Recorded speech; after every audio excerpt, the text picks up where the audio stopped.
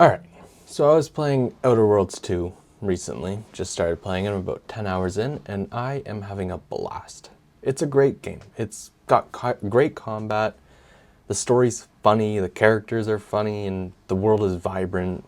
It's just great, right? But there's one thing that I just can't shake when I'm playing it. This one burning feeling inside me that I just can't seem to get off my mind.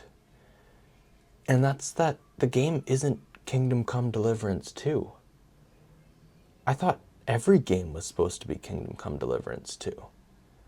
Have I been lied to by Big RPG? Do I even know what video games are anymore?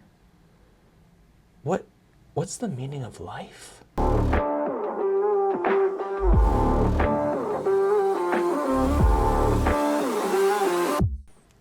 Okay, I'm obviously being sarcastic, but that's pretty much what the head developer behind Kingdom Come Deliverance 2, Daniel Vavra, said on Twitter the other day. He put out a review for Outer Worlds 2 and gave it a 7 out of 10 and said that Obsidian hasn't innovated since Fallout New Vegas. There's a lot to unpack here, okay? The first being, why on earth is a game developer going on Twitter and leaving reviews and ratings on other people's games? That is insane. Like, imagine a Michelin star chef leaving Yelp reviews on local restaurants. Like, have you lost your mind? It's insane. I don't get it. It just all feels so childish and unprofessional. Like, that's not your job, Daniel. That's what I do, and I have 10 subscribers, and I'm recording a video on my iPhone. Like, this is not your place. Stay in your lane, man. Like, this is why NHL coaches don't have YouTube channels and they don't make videos called, like, why the Oilers suck so bad on defense. It would be hilarious, but it would also be insane. And just a side note, John Tortorella probably has a YouTube channel, but that's beside the point. Now, someone did respond to him on Twitter saying that Kingdom Come Deliverance 2 doesn't exactly innovate in its own right. And Daniel was very quick to respond and said that, actually, Kingdom Come Deliverance 2 has thousands of NPCs that have daily routines, and they're fully simulated. Like, yeah, but so did Skyrim in 2011, and, like, Oblivion before that, and The Sims 1, in a way, and they could die from holding a plate for too long. So just because your villagers go to the tavern at 8 p.m. sharp every night to get drunk, that's not exactly reinventing the wheel now, is it, Daniel? And honestly, that's fine. Games don't need to reinvent the wheel every time. We're in 2025. There's been lots of innovation in gaming, and most great games that come out nowadays aren't super innovative.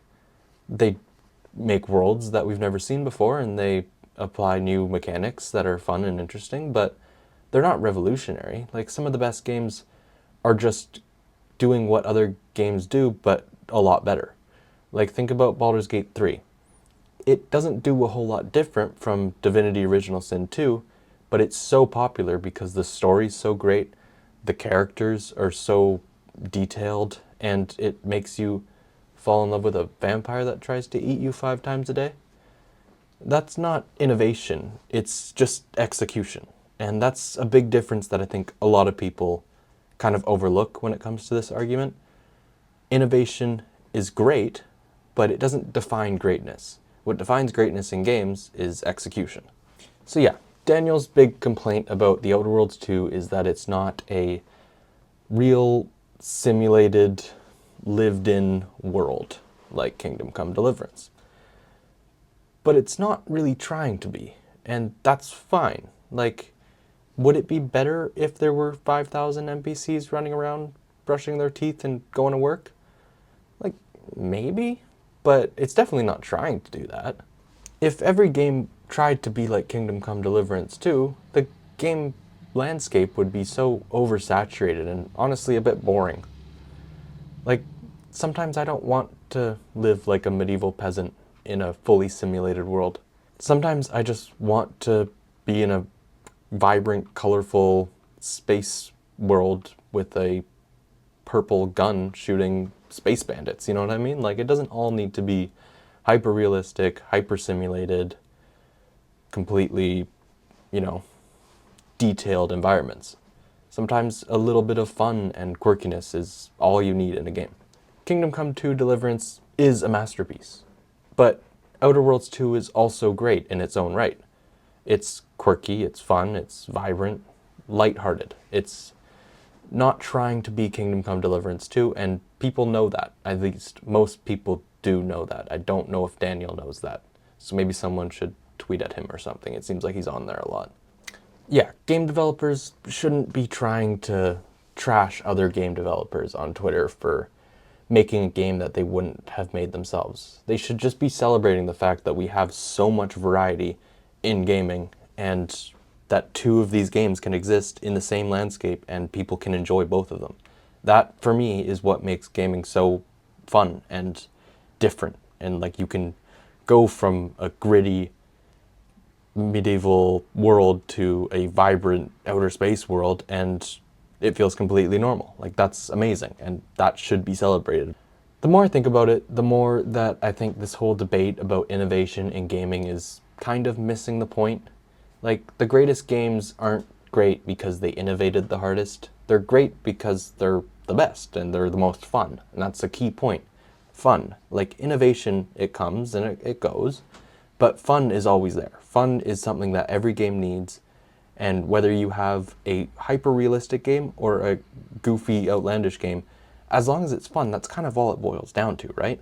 Like, there will be people on the review platforms saying, oh, this game doesn't look real enough, or it doesn't feel real enough, but honestly, as long as people are having fun, that's what a game is. Like, that's what it's all about. Because think about the games from your childhood that you remember fondly. Do you remember them because they innovated super hard? Or do you remember them because they gave you a memory or made you feel something new? Like, if I look back onto one of my classic favorite games, like Pokemon, like, yeah, sure, that game was innovative, but that's not what I'm talking about. I'm talking about the world that it built and the feeling it gave me when I was catching Pokemon and beating the Pokemon League. Like, it wasn't about new things. It wasn't about, oh my god, this game is doing something I've never seen before. It was just fun. And I think that a lot of people miss the point about the fun factor in games. Like, if we think about it, Elden Ring, it wasn't revolutionary because of its open world. It was revolutionary because it gave people that experience of exploring again. You know, it made us feel like what it felt like for the first time to explore in a game. It made you want to keep going and want to keep exploring. And then if you take Baldur's Gate 3, it didn't invent the RPG mechanics. It just made them so good that people who aren't even into CRPGs got into this game. That's what makes a great game. It doesn't reinvent, it just executes it on a higher level than everyone else. Innovation is great, don't get me wrong. I'm not saying that games should just keep on doing an old formula, but innovation isn't the only measure of greatness. The best games don't always show us something new, they just show us something better. So yeah, that was just a super short video about the news I saw this morning. I wanted to talk about it. I want to know if you guys think that Daniel Vavra is completely offbeat here like I do. Maybe you think he has a point. If you do, I would love to hear your perspective on it. Have you guys played Outer Worlds 2 yet? Are you enjoying it?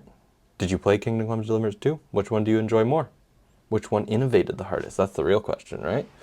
But yeah, I just wanted to do a quick little talk about this. This is going to be a very short video.